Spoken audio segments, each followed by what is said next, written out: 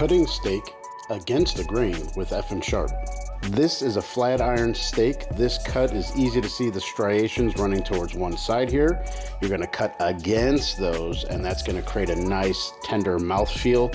Into a hot pan, always place the protein away from you to avoid any splatter. Just a quick sear on each side.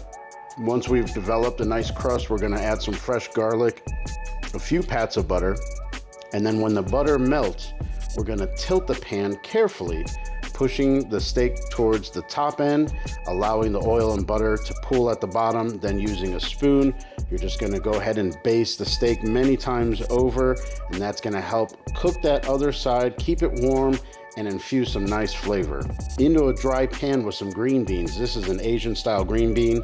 Remember that steak, how the striations ran from the widthwise, not length? That's why I'm cutting it lengthwise against that grain. The tender mouthfeel will be guaranteed. If you need to, cut your steak in half. Remember where you were left off. Go ahead and cut some small slices. For me, medium rare is the perfect temperature. If you need to keep your steak in longer, absolutely go ahead. Into the green beans with some dark soy, some garlic, some sesame oil, tossed a coat. Enjoy. Visit fandsharp.com.